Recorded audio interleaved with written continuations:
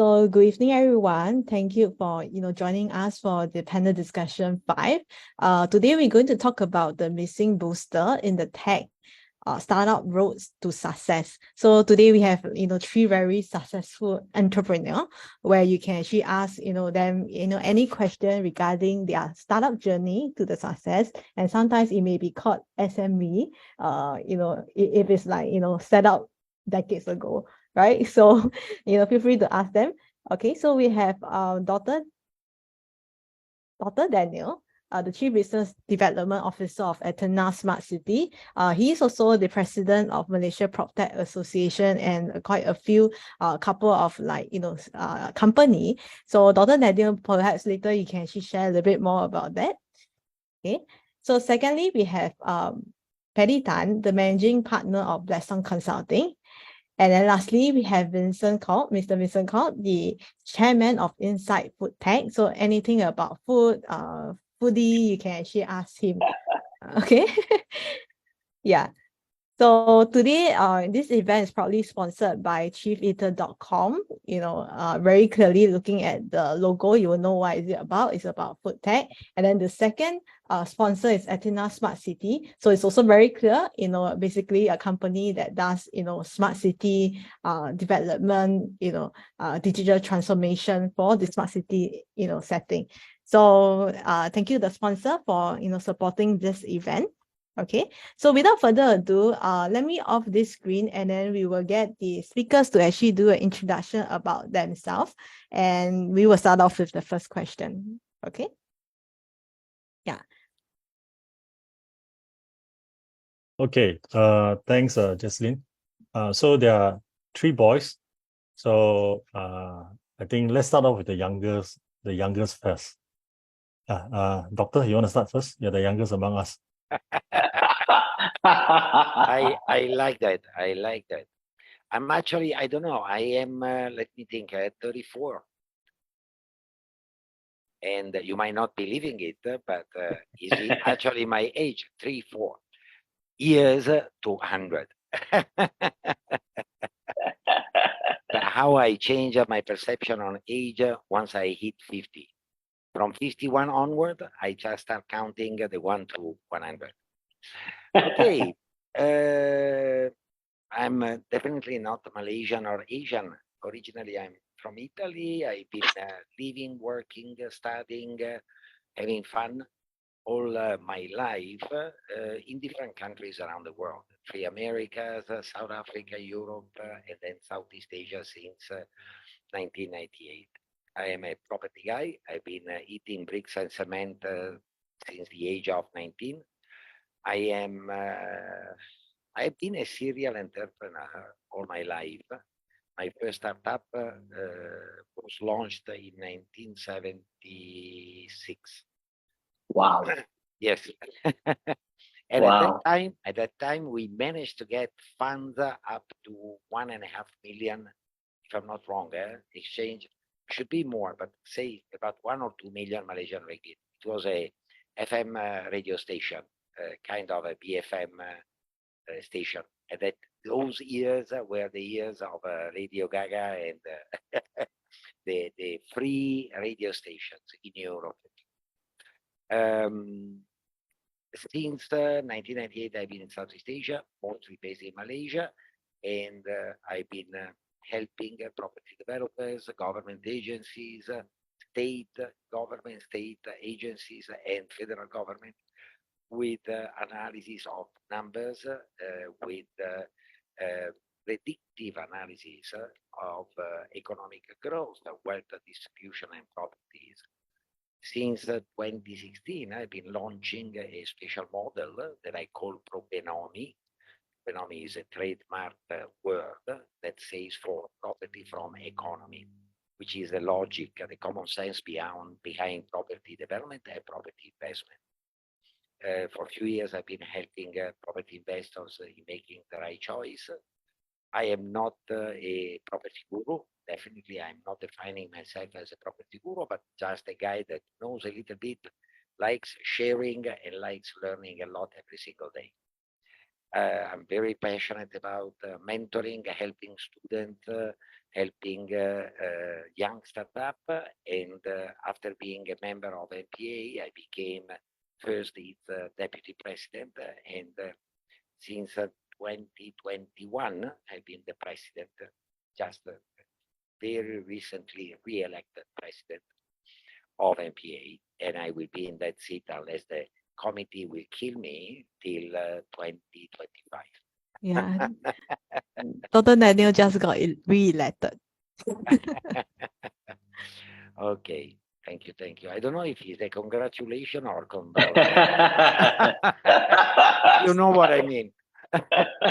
It's a lot of free work, free time, free everything to grow the association. But the satisfaction has been to have seen the association stepping from 30 plus member to 100 plus member, and to have a fantastic committee for the past term, 2021-2023, and to have another fantastic committee for this new term. So I'm expecting big things to happen in the next 24 months. Back to you, Jocelyn or Eddie, and thanks for having me here, of course. You know, I'm always passionate about these things and always very available. Thank you for that. So perhaps we can have another speaker to have a short introduction about, himself. Maybe Mr. Vincent Koh? Well, since I'm the next youngest. The real youngest one. The real youngest one. So unlike Dr. Daniel, right? 70s, wow. Right, so amazed. Right? I have a lot to catch up, lots to learn. I started my entrepreneurship journey actually quite late in life, only in 2015, 2015. So but this last 9 years has been fantastic, has been a real eye-opener. We started out with a booking platform that we have venues and services. We've grown that business. I mean, depending on how you want to look at it, it's luck or it's blessing. But I like to think of it as being blessed. Growing that business from very small startup to what it is now. There are about 20 companies within the group now, offering different services from retail marketing platforms to financial services. But most notable of which would be ECM as well as working capital funding, financing. The journey has been eventful, to say the least. But I think I was fortunate in the sense that while I only started my entrepreneurship journey in 2014, I had actually been employed almost as a business starter for many other people since 1994. So in that sense, I had 20 years of training and getting to where I am. The beauty of it is I was paid as an employee initially, but had autonomy to act like a business owner, right? So I essentially learn on somebody else's dime, right? So which is not a bad thing to do, which was not a bad case to be in. Over to you, Paddy. Okay, thank you very much. Okay, when the doctor said that 1970s, well, I think I just born. I think I just born. So I'm definitely the oldest here. So my name is Paddy Tan. I don't know whether do I call myself a serial entrepreneur. I used to I run my first little company. During that time we don't call it startup lah. It's just running a small little business trying to finance my polytechnic. So I'm Singaporean. I started my very first business around the age of 17 years old. Came from a poor family. There are poor people in Singapore. Okay, this is the truth. There are poor people in Singapore. So I started around 17 years old. I was doing graphics, computer, website. If you know, like Elstar Vista, Yahoo, those are the days. So we were using schools, Singapore Polytechnic, material engineering. So I was doing the all these website. It's not your WYSIWYG. Basically your HTML coding. You type it up everything. No. So I started from there, and then eventually graduated, got some good marks, and then went into army 2.5 years. So during that time, I got a bit lucky. I managed to apply for a couple of stuff. So I finished this business management, and then I finished engineering management, specialized in technology. So I graduated everything during when I was in the army. I came out in 2000, joined a Japanese company as a business development engineer. The good thing is that I got to fly around the world. The bad thing is that the salary was $1,650. Yeah, I still remember that was the year 2000. Wow. Yeah, that was very little. So nonetheless, I all along wanted to be my own boss. So around 2005, I came out. Partly is because of during the very short 5 years, I managed to jump my salary from about 1,650 to about 15,000 per month USD within 5 years. So I thought that, with the kind of money that I save, I should be able to come out and start my own. So true enough, I came out and start on my own. If you guys are using some of things like your iPhone or your Samsung phone, find my iPhone. I started that with Nokia, Sony Ericsson. If you know Sony Ericsson, means that you're SO. Okay, Hagernock, BlackBerry, the black and white, non-touch screen. So I started with that, and then around 2011, I managed to sell the company. And with the money that I made, I invested in about 15 other companies. So far managed to exit a few, about 8 of them. Make some good money. Supposed to retire or semi-retire. Jaslyn will know. Supposed to semi-retire in 2019, 2020. Supposed to make announcement during my birthday, 23rd of May. And then no, you have been announcing that. Yeah. So then in Singapore, they make an announcement, government make an announcement, say, hey, shut down. 7th of I still remember 7th of April. And then it continued to shut down for the next 2.5 years. I mean, I love my kids. Honestly, I love my kids. I love my wife, one only, at home. But after 2.5 years with them every day, I decided retirement is not the way to go. I should fly. So almost immediately once they say, hey, you guys can fly to Singapore, out of Singapore to go to Malaysia or whatever. I took a $230 air tickets and fly out from Singapore Air Asia to Malaysia, and since then I never looked back. Anyway, yeah. So this is just a short intro of what I've done. Okay, thank you. Yeah, seems like the Was that the first time you met, Kevin?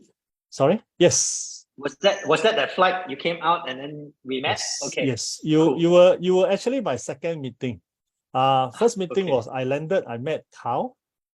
So about long time I didn't say Carl, and then Carl brought me to meet up with you. I still remember Union the coffee. Yeah. Right.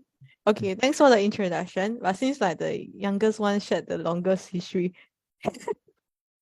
But anyway, all right. So without further ado, let me ask the first question. So what are some of the essential skills that every new founder should have in order to build a successful startup? So in your opinion, what are some of the essential skills that minimally they should actually have in order to make it successful? Yeah. Anyone who would like to take the question? Let me take that question first, right? So I think one of the things that we will always be encumbered by would be problems as a founder of any business. And I think one of the skills that I think every startup founder should have is creativity to overcome problems. And sometimes it means it's not a straightforward solution, but it is creative at the time. And I think that creativity, that agility, that never say die attitude is perhaps underappreciated because that's what keeps you going. Because you will encounter many ups and downs. In fact, at the start, maybe more downs than ups, right? And it's the tenacity, right? So if somebody asks me what's that thing that would allow me to thrive and do well as an entrepreneur, I would ask, do you have empathy? Are you agile in coming up with solutions? If you strike off on these two, then perhaps you might really like to reconsider. Yeah, sorry. Maybe let me summarize a little bit. I think Vincent, your mic is Okay, it's not sorry. so stable. So what Vincent actually shared is like creativity and agility is basically the two main essential traits that you should actually have, right, to make it more successful because the journey is long, right? So yeah, so thanks for the tips. Any other speaker who would like to actually add on? Yeah, Dr. Daniel. Can I add in one as a tech startup we are talking about, which is the world today, basically. Today you are not tech, you forget about being a startup, kind of. I have been finding most startup missing the most important ingredient in their recipe. They have brilliant ideas, innovative ideas, disruptive ideas, resolving pain point of a specific industry, which can be property, construction, food, healthcare, or tourism, or whatever, by digitalizing a process without having the subject matter expertise. I've been doing a bit of research on my own within our members and within the many tech startups that I've been meeting, knowing, discussing, helping, mentoring, and so on. And the most frequent lack of is subject matter expertise. All the founders are fantastic tech guys, great leaders, good marketers, good people's people, but for property, for instance, very few in Malaysian PropTech Association have within themselves, within the founder group, the subject matter expertise. And this lack of frequently is a bit of an issue in terms of success. It takes longer, the journey is more painful, and unfortunately the failure rate might be even higher, because if you don't know what you are talking about in terms of specific ecosystem, you might be failing to address the pain point in the right manner. Back to you, Chesley. All right. Yeah. So yeah, I mean that's true. If you do not know what you are actually doing, you are not good at what you are doing. It's either you get it fit by someone else, or minimally you need to get yourself know what you plan to do, right? All right. So thanks for the sharing. So Paddy, how about you? What do you think are the essential skills that every founder should have in order to build a successful startup? I think my take here is that I think the first thing that you have to realize is that when you start a business or a startup, whether it's a startup or a business or whatever, I think you have to be prepared that you will make mistake. And even if you make mistake, you're supposed to recognize that it's a mistake. And then sometimes it may not be enough time for you to undo it. I could just say that grit will probably be important. Simply means that you are going into a turf that you have never been to. No matter how much you hear from someone else, you attend talks, you see pitching, you see demo days and everything. But when it comes to you, you'll probably be very different. Because I know everybody have a different circumstances, have a different background. Culturally, we're all different and everything. I think the very first thing that you need to do is that you have to be prepared that you will fail. So if you enter in with the mindset that you will fail and prepare that you will fail, but quickly jump back and come back, I think that is a skill that a lot of people will probably need to bounce off a few times before they can, get the kind of skill sets. But if you say that, hey, no, Paddy, in this case, then how do I prepare myself? Honestly, there's nothing to prepare.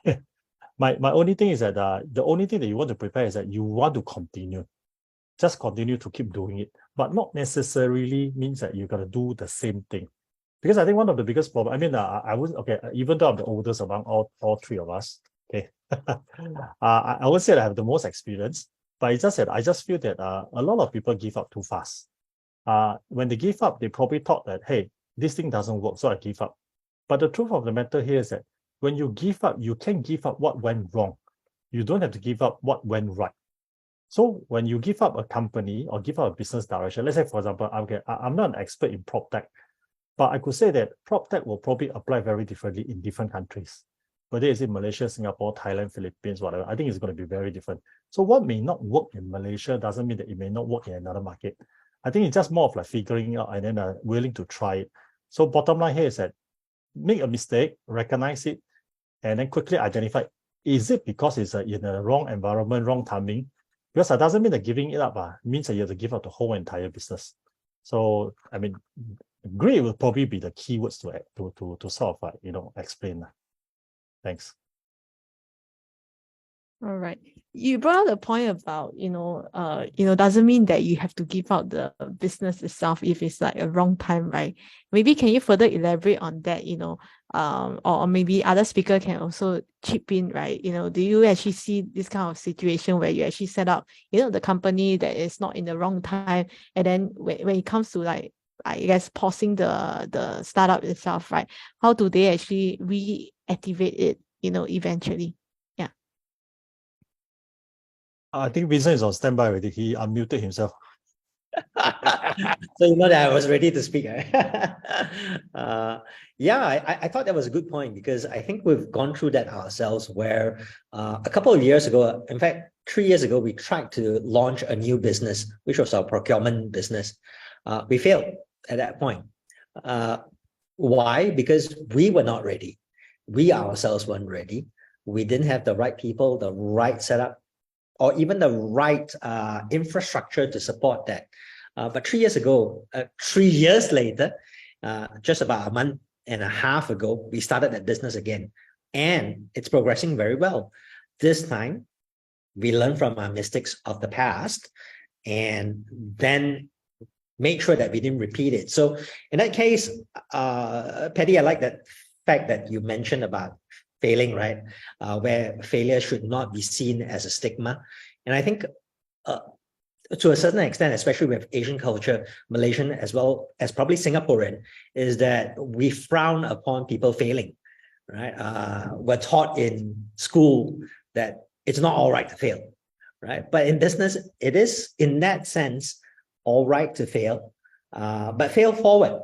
Fail forward in the sense that you learn from it, and then you apply the mistakes that you have learned from this failure to the next venture, or to the same venture a few years later. Yeah, definitely failure is a password. And you were saying you might be ready to fail a few times. I would change the word few with many. At the end of the day, you do a bottom line. I can tell you that you will find more failures in terms of number than success. But the important is, as Paddy has been saying, don't throw it away. Failing doesn't mean that the idea is wrong. It's just a matter of adjusting it, or repairing it, or adapting it to respond in a better manner. And maybe the business model is not right. Maybe the way the company is run is not right. Another thing that is very, very important for startups. Startups are normally either having one founder or 3 co-founders, and there might be even situations where leadership need to be reshuffled, because someone who was co-founder with a taste for technical side might be a fantastic leader, and taking over in a proper manner the leadership of the company, where they're supposed to be leader might be stepping back and remaining in the back end, supporting, because at the end of the day, one important thing is not Daniele Gambero or the propenomist being famous or being successful, but is my propenomy.com being successful? Is my Athena Smart City being successful? It's not the person, it's the brand. trend that is driven and made big through people, no doubt. But the brand is representing the success. We are just the doers of the success of the brand. Back to you. Okay, so just to add on, my take is that is that partly it's because most of us are here still around after the pandemic. I think it does change a lot of things. The way we see things, the way we behave, and stuff like that. Okay. I think it's going to be a huge problem if we were to think that previously what works and it should continue to work after the pandemic. I think the thing here is that a lot of startups. I mean, I've been around for a while. Since when I first got my exit in 2011, I went ahead and invested in a handful of companies, with the intention to scale them into Southeast Asia. So I took advantage. I'm basically I leveraged. I took advantage of it. I think even like now after the pandemic, economy that's supposed to recover did not. Verticals or industry that's supposed to recover did not. But verticals of industry that not supposed to expanded very, very fast. Like I think like what we saw now, logistic company, a lot of them got hurt. Transportation companies, food deliveries, got hurt. Property also, a lot of. In fact, I was just having coffee with one of the property conglomerates owner. They thought that after the pandemic, everybody should be back to work. And surprisingly, most of them, instead of your 3+1, 2+1 rental, a lot of them asked to come back and to reduce.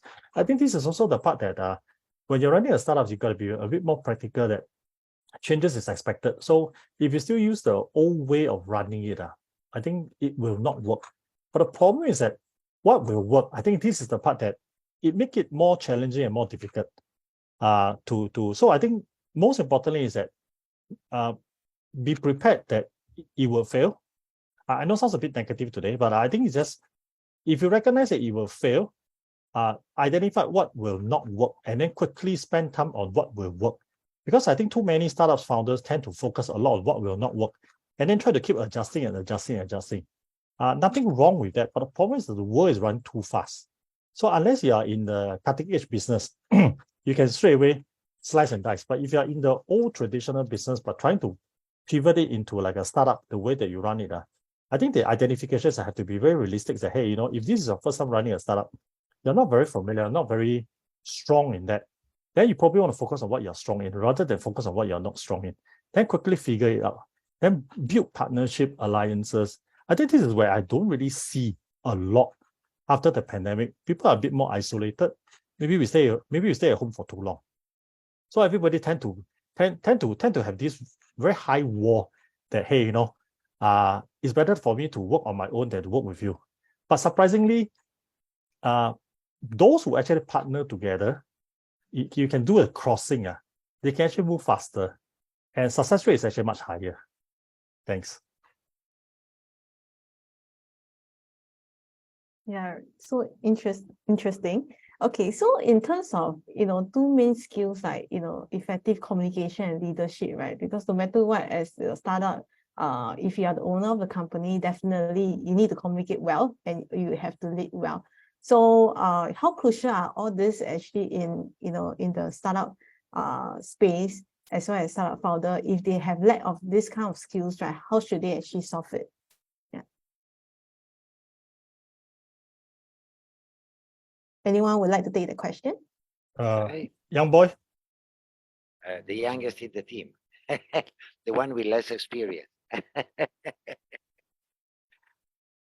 One of the most important skills that a successful entrepreneur should have is being able to surround himself with people that are 10 times better than him. That is the most powerful way of leading your company towards success.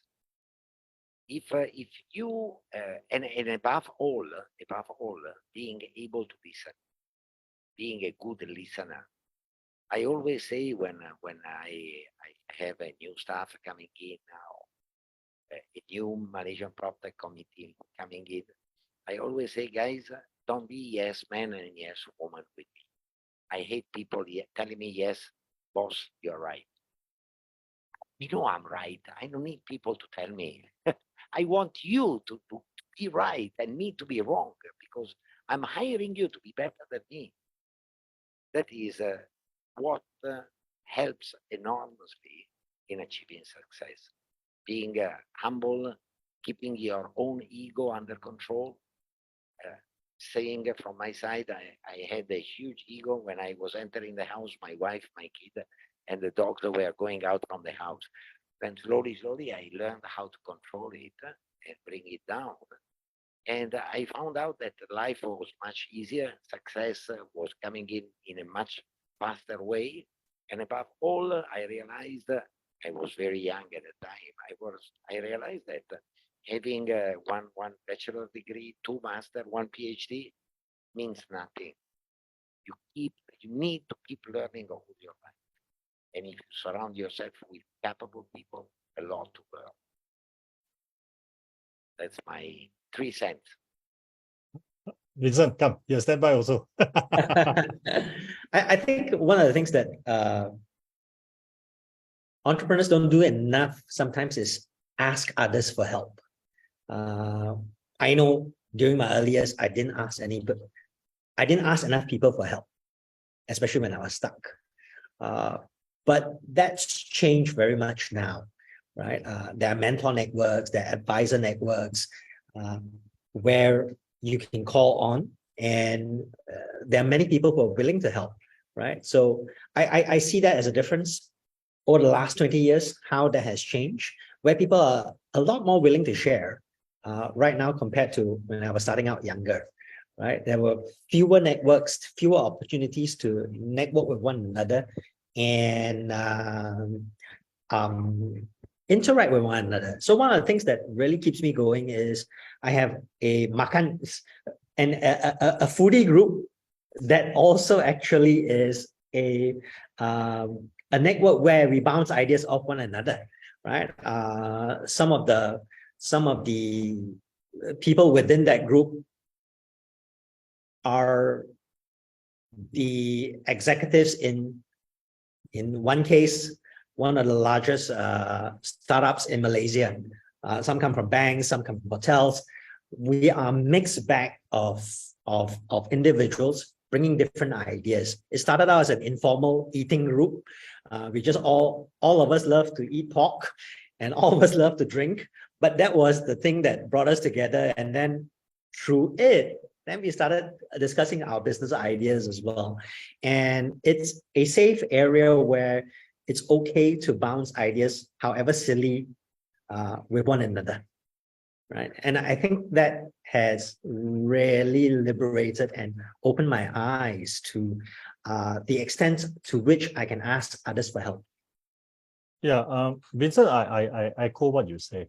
I think this is very important, especially now where there's a lot of and your network is not just pertaining only to Malaysia or in one country. In fact, it can actually cut across different time zones, cut across different markets. I think most important is that willing to ask for help is one, which I agree. A lot of people don't dare to ask.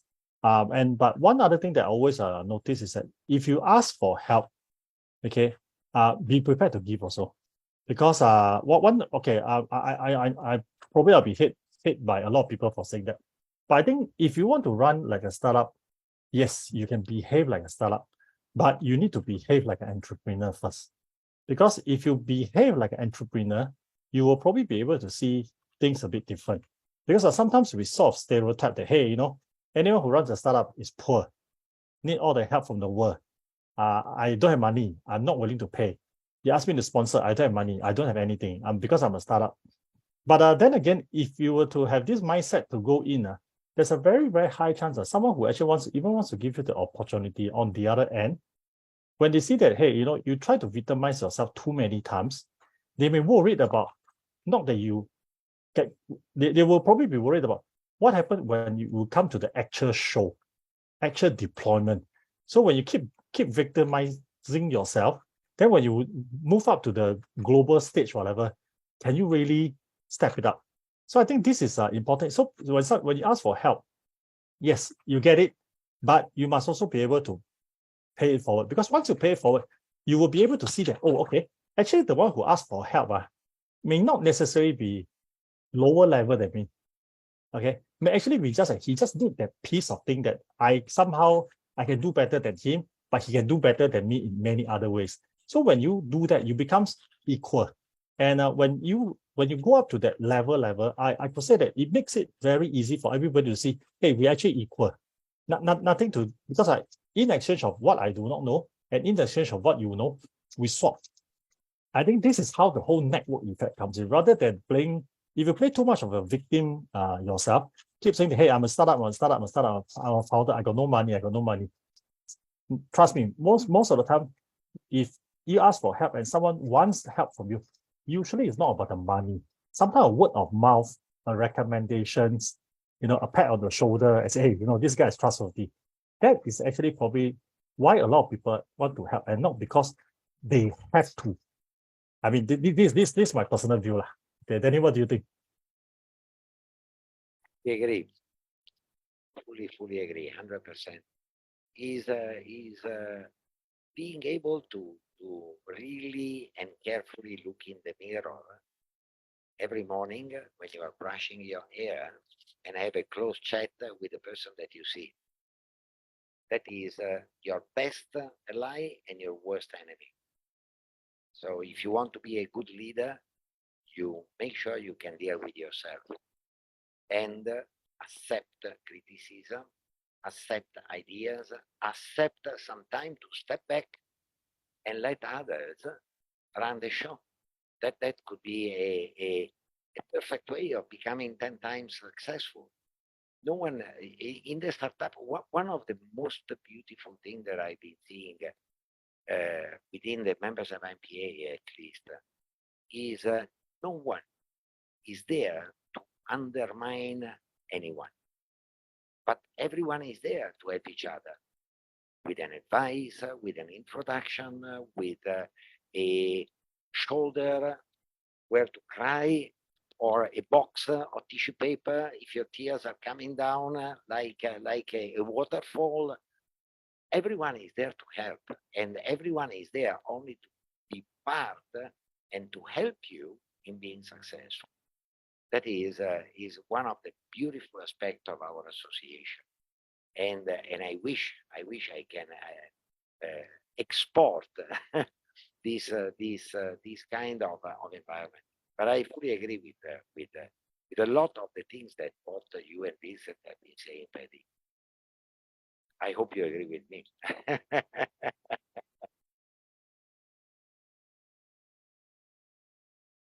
Yeah, so definitely, I mean, we definitely, agree with you on MPA, very interesting kind of like dynamic, and everybody supporting each other. Yeah, so anyway, another main question would be, since you guys talk mainly about knowing other people, helping other people, things like that. I'm pretty sure that for new founders themselves, they may have question about how to better network with other entrepreneurs. So how to better learn from others experience. So maybe you can share some tips in terms of like how do they actually network with other entrepreneurs. Go everywhere at any time with a few boxes of business cards. Be open, socialize as much as you can, and socialize with the people that are part of that are your peers. All right, which business, which industry is your startup in? Then you jump and I have our secretary that is here listening tonight. I remember him 3-4 years ago before pandemic. Every time I was invited to speak at a congress or a summit or be a panelist somewhere, I was always saying, hey, bro, want to come along? Never had a no, always got a yes. Coming along, networking, exchanging business cards, knowing successful people is the easiest way to create the first waves. my 3 cents. Okay, so for me, is that when it comes to networking, I take a slightly different approach.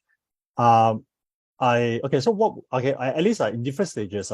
When I first started as a startup, that was in 2005. I also attend a few networking sessions, but most of my networking sessions are more of there to listen. Okay, so because I got nothing, I got no achievement, to talk about. So most of the time I was just hang around, listen to what they have to say. And the question that I always like to ask around is not so much of what do you do, because when you ask what do you do, they're gonna give you a name card.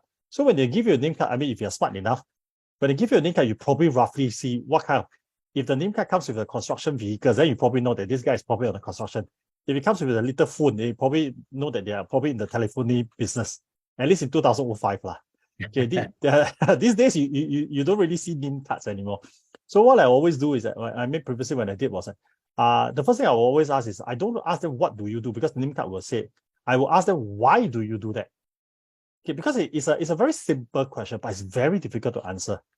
Like for example, let's say I ask, I bump into Vincent. The first thing if I ask what do you do, you'll probably just read whatever that he has prepared, in the networking session. But I ask why do you do it?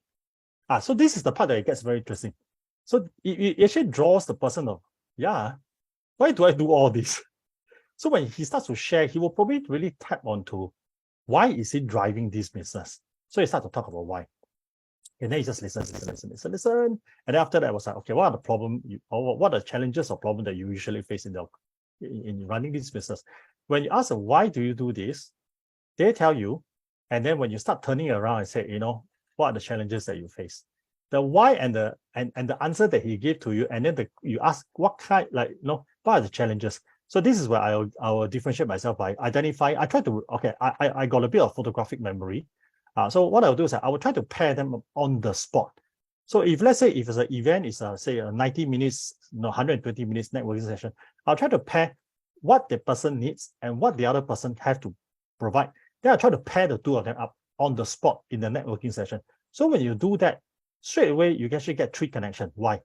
The first fella that you talk to, the second fella that you talk to, and then the other A and the other B, they start to talk to each other.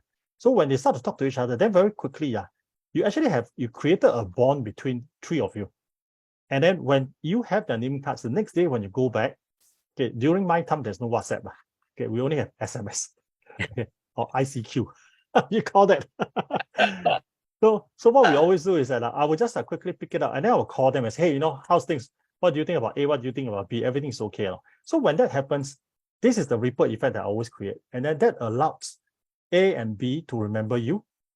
And then next time when you ask them to come out for coffee, you don't have to do one-to-one, because it's very, very taxing to do one-to-one, especially if you're in the networking session where there are probably 50 people.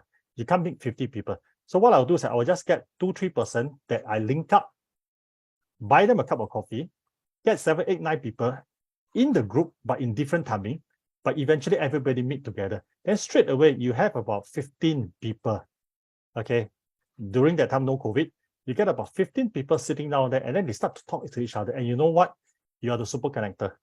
And when you are the super connector, next time when you need something, you just need to ask one person, and the other person will spread the words. I mean, that's how I've been doing it for years lah. Thanks. I'm thinking how to answer this, because I'm not by nature a sociable person. I'm actually quite reclusive. And it's only in the last couple of years that I've begun to come out of that shell, especially in the last year. I find that meeting people takes a lot out of me, right? So it's an energy drain on me. But I thought I wanted to challenge myself this year. So one of my goals this year was that I say to myself that I wanted to go out there and meet people and just be curious, right? So I like what Patty said, why do you do what you do? Because that is one of my favorite books, Simon Sinek's Start With Why, right? Because I think we are all driven by a why. If we do what we do, if we understand the why, that's what gives us the grit or the tenacity to carry on. it is not the what, right? And my encouragement to everyone is that I think as an entrepreneur, you got to be curious. Curious not just about your business, but about other people as well. Because I think in that curiosity, you get to learn how people operate and what drives people. And I think in that sense, I get inspiration from that as well. Very Right, interesting. so Yeah, so very interesting. Okay, we are left with 10 minutes. Maybe we can actually open out the floor for any question. So if you have any question, feel free to actually ask the speaker. You can actually share it in the chat box and we can talk about it. Okay, or maybe even show your face and ask the question directly. sure, that works too. Yeah. More direct. Vincent, by the way, we need to have a coffee. I like your chef eater, chief. Yes, let's do. Actually, I've got a question for you, Dr. Daniel. Right? I mean, as the senior executive, right? How do you make it?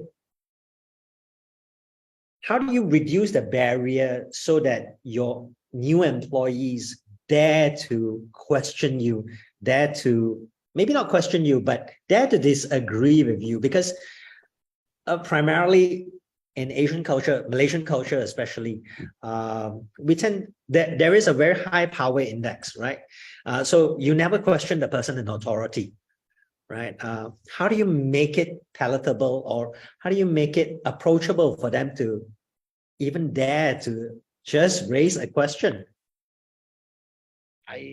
What I do, I always try not to appear as the boss, but as a friend. One of the big and powerful rule of success is to get your people to do what they do because they want to, and not because you are saying it or they have to. Right. So is the way in which I share my dream, I share my vision, I share what. Yesterday we had a 4.5 hours committee meeting in which I've been sharing the vision I have for the next 2 years, and I was amazed by seeing all the 15 members in the committee start discussing, coming up and saying, no, I would like to do this, no, I would like to do that. Meaning when you have a team of 15 people that discuss for 2 hours to decide who does what, the why is the strongest component of everything. And it's amazing to see how they are immediately fired up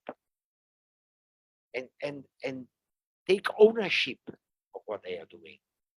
So what I try to do is not to be a boss. I'm never a boss unless I need to scold. Sometimes happens. But even when I scold, I try to be very much on the logic side of the scolding. Get the person to scold himself or herself, kind of, because of logic and common sense. But it's not easy. It's not easy. Here in Asia, I fully agree with you, the local culture is sometimes too respectful, and is really a waste, because you got. I've been attending, witnessing bosses not listening to extremely brilliant stuff because of this cultural problem and because of boss being too much bossy and staff not to be brave enough. And the next thing that I did is to propose the staff, join me. but is definitely, if you find a way of doing it, it's very powerful, extremely powerful, because you are really creating a team. you are really creating a team, and a team that is recognizing you as a boss, as a leader, not a boss, as a leader. Any question? Actually, we have one question from the audience. What are some of the best way for new founders to stay up to date on the latest trends in their industry? It's in the chat box. Yes. Some of the best way for new founders to stay up to date on the latest trends in their industry. Keep on Google keywords and you will get what is happening.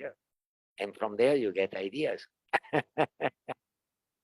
No, and also mix up with your peers. Be part of an association. Be a very active part of an association of pulling together people. Use LinkedIn. LinkedIn is an extremely powerful. We were talking before about network. I wish I had a LinkedIn in 2005. Isn't it, Paddy? Okay, so how I do it is okay, again, not a very popular opinion. Pay for it. I know again, I know a lot of startups prefer to get free service and all this. Nothing wrong, but sometimes if you can pay for it, go for it. Nothing to do with whether I'm rich or not lah. Because honestly, a lot of these are actually not very expensive. You probably let's say for example, subscribe to certain newspaper where they can give you a summary of today, like Wall Street Journal, Financial Times, FT. I know it may sound like very expensive, but actually it's not, because they are able to summarize a lot of things for you and you're able to read. This is one. But the other thing that you can actually do is that well, if you're on the ChatGPT, you don't want to pay for newspaper, you can actually use pay for the premium ChatGPT $20, and then give some tasks and everything, and they can actually give you a lot of information.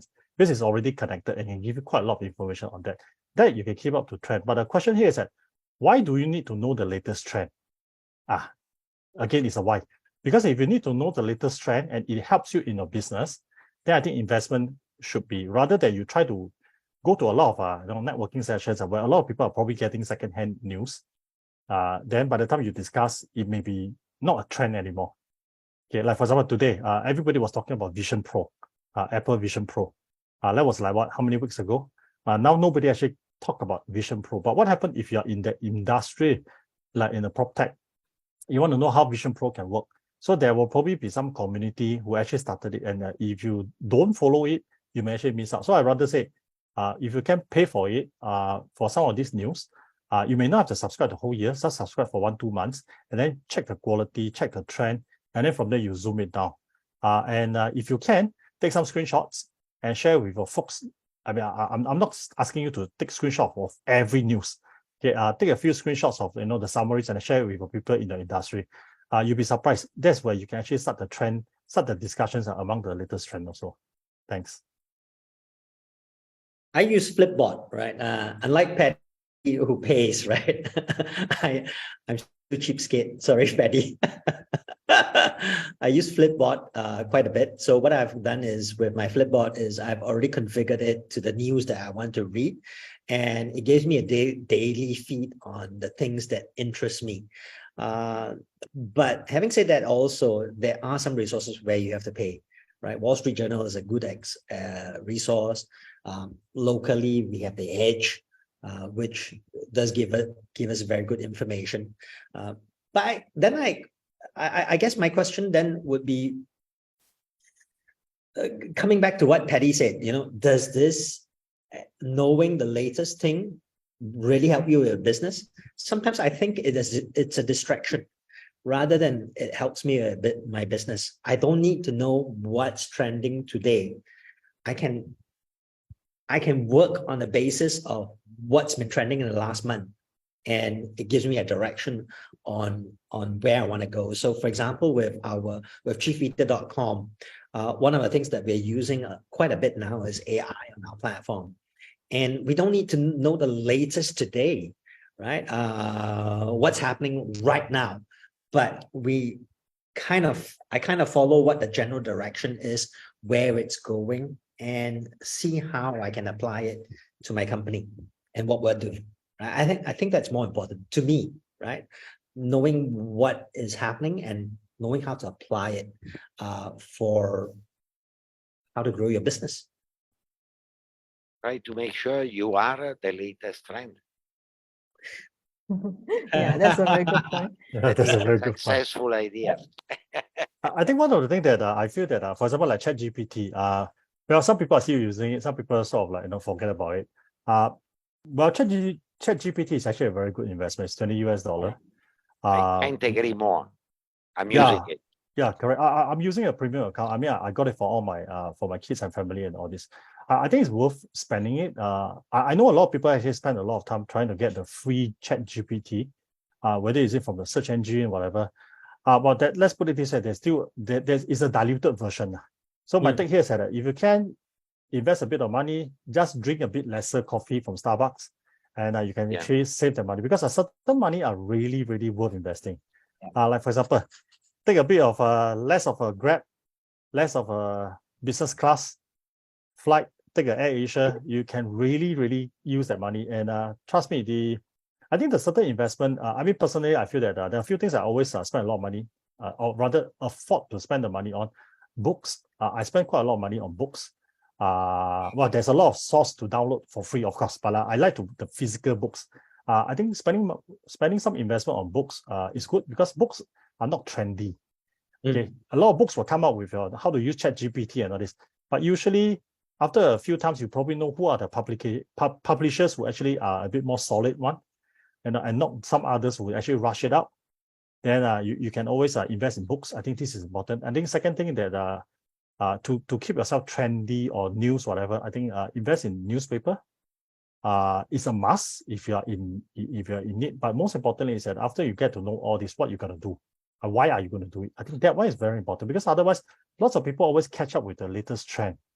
But after catching up the latest trend, you don't convert anything to a business. It's as good as you're just catching the latest trend for any shiny object symptom, shiny object. Just catch on it, you don't convert anything. That's just a waste of resources. And wasting of time is actually the worst than wasting money. Yeah. Thanks. Totally agree with Paddy on that. Yeah. There are a couple of other questions, Paddy and What are the ethical considerations that tech startup need to be aware of? That's the next question. Ethics. Trust, transparency, good governance. If you want people to follow you, you just make sure you always say the truth. Be honest and transparent. I think my take here is that okay, if you're as a company or tech startup, I think compliance is always very important, and compliance applies differently across different industry. Like for example, PDPA, GDPR, and all these. It does matters a lot, especially if you're talking about countries or even products that you need FCC or you need CE logos.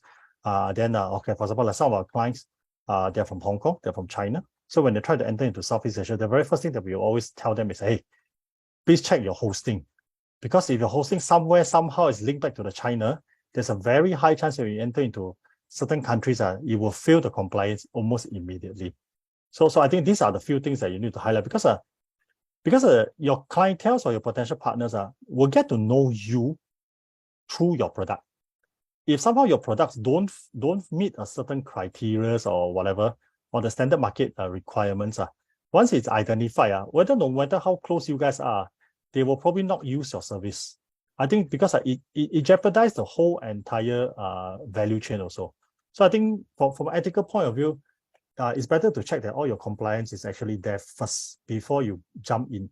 Otherwise, it backfire on you. Whatever that you have done over the few years will probably, really can collapse your whole business law. Thanks. For me, I think integrity is the key, would be one of the key ethical considerations. Why integrity? Primarily because if you don't have integrity as an entrepreneur, it's very hard for people to believe you moving on, right? So we had this chat in the previous discussion with some of the entrepreneurs And I think one of the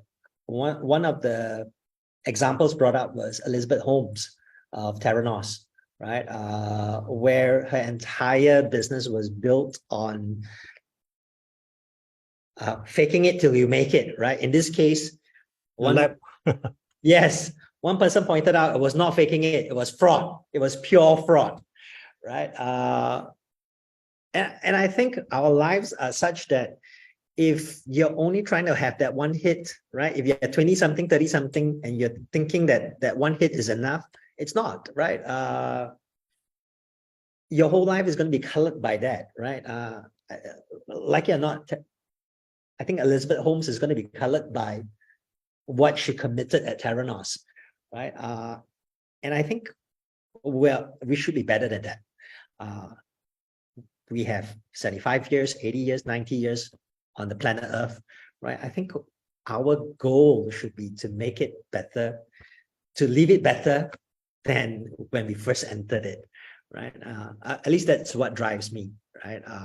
And I think integrity would be a key component of that, right? That if we can, if we can carry on that integrity to others as well as ourselves, then that's good value. Yeah, we have one last question. If anyone still have any question, feel free to share.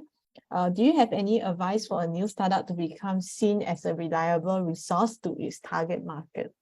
How to be seen to be more reliable? I presume that, Jensen, you're doing a content startup or advisory startup, right? Okay, so I'm doing a content-based startup, which is based on food reviews, right? So how are we creating that as a reliable resource for my target market? Is that I'm fielding or I'm getting inputs from hundreds of other food reviewers, other foodies as well, who love food, right? So our tagline is real reviews by real people. However, we use AI to allow people to interact with that, right? So, Patty, you were saying that you're paying for a ChatGPT account subscription. We're actually paying for the ChatGPT API so that people can connect to the website via ChatGPT, right? So we're actually embedded ChatGPT into the sites already. And people can query in any language, whether it's English, BM, Japanese, Russian. You will get back a response back in your language of query, right? And coming back to that advice to see seen as a reliable resource, I think that there's one phrase that I hate in the startup industry is fake it till you make it, right? Especially the fake it part, right? Because some startup founders go to the other extreme of faking it so much that it's not real anymore, right? And I think what you have to have then is for lack of a better word, honesty in your resource, in the accuracy of your resource, and that takes effort. So that would be my advice, right? Keep your resource, your content resource. If you want to be reliable, you have to be honest and specify what you think you can cover and be clear on what you can't. Okay. Anyone would like to add on? Just a short one. Be always willing to share educational, relevant content. Social media are beautiful. LinkedIn is my favorite, and I strongly believe in organic growth, which means becoming a reliable source in your specific industry. how you achieve that by being extremely willing in sharing what you know without teaching others, right? Is matter of pure knowledge sharing, pure experience sharing. The willingness is there with a very strong integrity. I couldn't agree more. It's then you definitely become a reliable and trusted reference. And of course, don't be in a hurry, my friend. It doesn't happen in one day. It takes time to build this type of reputation. Yeah, just to add on, yeah, I think if I'm talking about reliable resource to its target market, one fast way, which a lot of people are actually doing it, is that you take a bigger clientele, a bigger account, bigger clientele, but you sometimes you do it at a loss. Okay, so instead of writing it as for pure profit for sales and everything, for profit margins, one of the other tricks that a lot of people will always do is that nothing wrong. It's just that you go in, take a project and really do deliver, but you do it at a loss, so that you can quote the lowest just to get the project and then write on the brand. Let's say, for example, so and so. Example, let's say you manage to work with a Cellcom. Okay, you know very well that the moment you work with Cellcom, probably the other competitors will not work with you. Okay, but you can actually work with Cellcom to build a branding that you're working with second largest, third largest for whatever, maybe for the 4G, for the 5G or whatever, or the internet connections, whatever. So once you build that already, you have so-called case study with the particular brand. And then what happens is you go to another market, which is not Malaysia, assuming, let's say you are already planned already. You bring that straight into its alliance. It's just like, in Singtel. Singtel probably tie up together with AIS. So there are a couple of alliance. So some companies, some startups, what they do is that they work with a bigger brands as a clientele, do it at a loss, take the branding, convert it around, write it off as marketing, and then bring this branding, go to another market. Let's say, for example, say they did it with Cellcom, or they did it with U-Mobile, whatever. They will bring it to another market and say, guys, we have done this project with Cellcom. So the other company will say, okay, I don't know the smaller player. I know who is Cellcom. I know who is DG. I know who is TM. So if you have done it, means that you already know how the compliance may work. You will probably know how the whole entire journey will be. That can actually bring you as a reliable resources. That can be one way of doing it. But take note, when we work with big partners, big companies or big brands, it doesn't mean that the life will be easy. Usually it will not. Okay, and their and their payment terms are terrible. Usually their payment terms are terrible. Okay, yeah. I mean, this because when I first started doing a mobile security software, we had the same problem. A lot of people say, hey, have you done with any of the telco? I said no. So why don't you do that? Now, there's a lot of questions, there's a lot of answer. So that can be something that you can actually choose to write off if you plan to do that. Okay, thanks. All right, great. Okay, so we have one last question. Would you, as a startup founder, hire entrepreneur or previous startup founders as entrepreneur? So what do you actually look out for when hiring people? Let me comment on this very quickly. My take here is that I will hire, no problem, but I want to hire at what kind of situations, what kind of because why? If you are talking about hiring a previous startup founders, what happened to his or her startups? Is it because he closed it down, or is it because he exited? I think that will give me the very reason why I will hire him or her. Okay, why? If he fail for whatever reasons, which I will need to find out, because if he fail, and that I will take it. Okay, he failed. He probably learned his lesson. May not necessarily. I mean, I'll be very brutal on this. People who fail a startup doesn't necessarily mean that when they go to another company, they will learn the lessons and then apply into your company. It may not. Why? Because anyone who has entrepreneur blood in us running, there's a very high chance that if you fail, you want to come back. Okay, there's a very high chance. So if you fail, you want to come back. So if the person failed and then join you as a startup, so you join you as an employee or join you as a co-founder or join you, I think that has to be answered first, because the last thing that you want to do is that you feel that, hey, no, the person probably learned his lessons, whatever, because the startup failed, he didn't do it very well. So join me, he probably learn his lesson and then apply onto my startup. It may not, because by the time we really start kicking the whole entire thing in, somehow the entrepreneur blood start to come in, the DNA start to get active. He may leave and you can't stop him and you can't blame him, because like, truth to be told, here's that we are all entrepreneurs. I mean, as I mentioned earlier, we're supposed to retire, but yet I still come back. Well, is it for the money? Is it for the power? Is it for reputation? It can be a mix of everything. So my take here is that if I want to hire someone who is from a previous startups or I need to know the very big reason. And if it's because he's doing it for passion, but because his previous one got a good exit, then I will consider. But the thing here is that why hire when I can actually partner? Because I may actually learn more things from him and not as an employee-employer kind of relationship. Yeah, thanks. Yeah, offer good shares. Can't agree more. Can't agree more. Once you have been evaluating the reason and understanding what happened, again, you are hiring a talent, you are hiring someone who might be helping you in turning upside down your business. You don't need to hire a person like this. If he's an ex-entrepreneur and he's really passionate and has ability and your startup is good, the best way of paying this person and attracting is offering a good share.